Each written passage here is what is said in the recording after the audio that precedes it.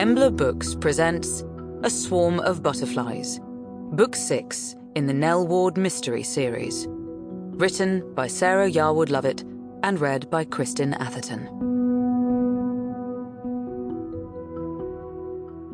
Chapter 1. Thursday, the 6th of July, 6 a.m. D.I. James Clark was breaking a few speed limits, rushing to Finchmere House. It was too much to hope that Sylvia's fears about their friend Dr Nell Ward were unfounded. He knew Sylvia Shawcross well by now, ever since her brave testimony helped to sentence a killer. She was too worldly, too level-headed to catastrophize.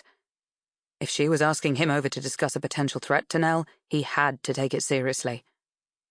Speeding along the country lanes from the market town of Pendlebury, he saw that the next turn would take him towards Cookingdean and Nell's house. He might catch her before she and Rav left for Finchmere, her parents' estate, to prepare for the upcoming Finchmere fete.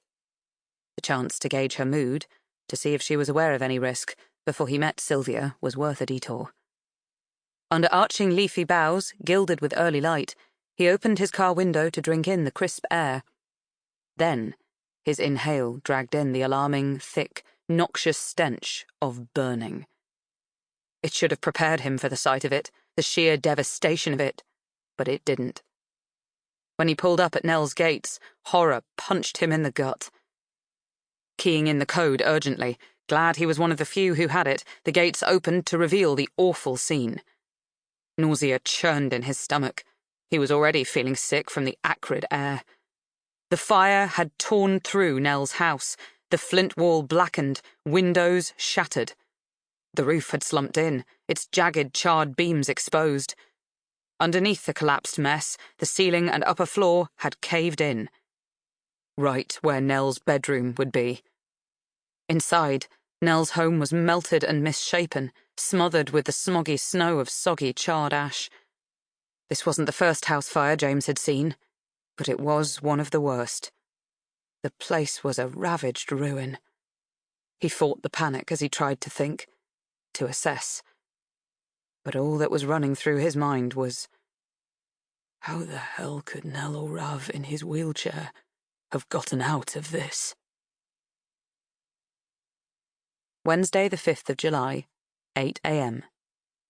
The previous day. As the golden rays of morning sun filtered through the summer-bright leaves of the beech canopy, Nell crept towards the sinewy hornbeam stealthily as she hunted for the tiny species.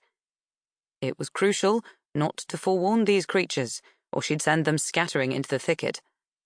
Beside her, Rav, Dr. Aravindan Kashyap, was just as quiet, despite manoeuvring on crutches over the mossy forest floor, until excitement made him whisper, "This place is doing so well, isn't it? The hazel and blackthorn have really taken. They'll be great food reserves." Nell was pleased to agree. This part of the rewilding project at Finchmere, her family's downland estate, had been under his professional supervision. He'd been determined to manage this survey, initially by all-terrain wheelchair, as he gradually recovered from that awful car crash. It had taken 2 years of painstaking, painful hours of therapy to get this far. After seeing him lose his sense of purpose at the start of his recovery, Nell had always tried to make sure he felt valued. She needn't have worried. Rav had become a presenting superstar. Their Following Finchmere YouTube channel, where they presented sustainable activities across the historic estate, had been an unprecedented success. They'd employed a videographer and leveled up their content, and the stratospheric number of subscribers had spurred advertising and sponsorship deals, generating marketing prospects for Sylvia and additional income for projects. Rav's determination to recover had won as many hearts as his devotion to ecology had.